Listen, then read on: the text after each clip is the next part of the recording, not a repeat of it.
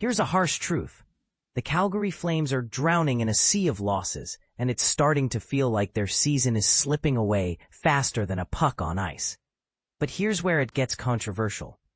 Is this just a rough patch, or is it a deeper symptom of a franchise struggling to find its identity? I dubbed Wednesday night's NHL schedule Momentum Wednesday. Not the catchiest name, I'll admit, but it fit the bill. 3 games, 3 burning questions. Could the Devils keep their winning streak alive? Spoiler, yes, they looked unstoppable. Could the Red Wings maintain their momentum? Nope, the Sabres had other plans. And could the Flames finally stop the bleeding? Unfortunately, the answer was a resounding no. As I hinted in my earlier preview, https:/defector.com/who's hot and who's not, a 2025-26 NHL preview. Calgary is in a precarious position. Their game against the Canadiens on Momentum Wednesday began under literal dim lights. Half the Saddledome's lights were out, yet they played on. It's a fitting metaphor for a team that's been stumbling in the dark for years. Remember their star-studded lineup from a few seasons ago? They couldn't keep it together, and while they haven't hit rock bottom, they've also missed the playoffs for 3 straight years. Last season, they overachieved, barely missing the wild card, thanks almost entirely to their rookie goalie, Dustin Wolf. Despite his undersized frame, Wolf took on a massive workload and became the team's backbone. With a new contract through 2033, the Flames were clearly betting on him as their future. Theoretically, the Wolf Flames sounds like a winning brand, but so far this season, they've looked more like a shadow of their potential.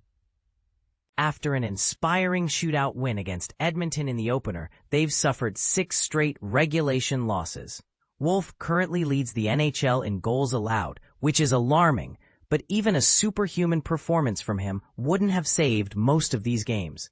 In 4 of those 6 losses, Calgary scored just 1 goal. In the other 2, a whopping 2 goals each. Losing streaks are never easy, but this early in the season, it feels particularly crushing. Seeing a 2 next to your name in the standings while other teams soar into double digits is demoralizing. There's no concrete proof yet that this team can consistently win, only blind faith that things will turn around. But each loss piles on the pressure, and after a brutal third period against Winnipeg on Monday, a 2-1 loss, the Flames desperately needed a strong showing against the Canadiens. The silver lining. Wolf looked like the franchise goalie they've been banking on. While the Flames outshot the Habs, it was Wolf who faced the tougher, more athletic saves. He was flawless in 5-on-5 play, showcasing the scrappy, reliable presence that makes him the heart of this team.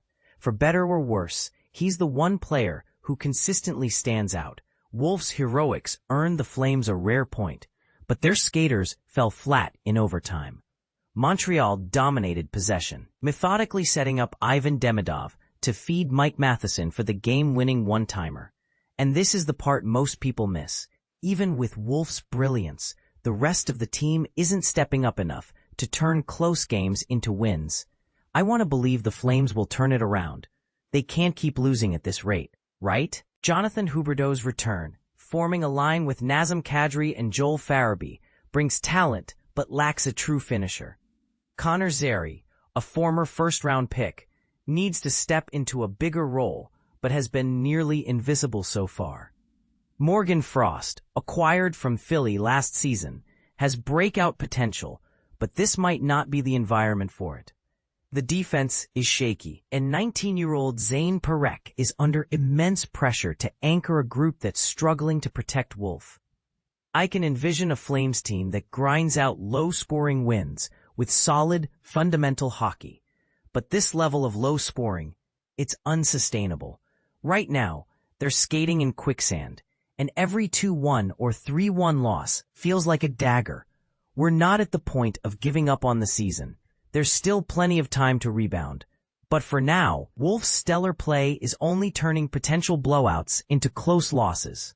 Is this the best they can do, or is there still hope for a turnaround? Let me know what you think in the comments.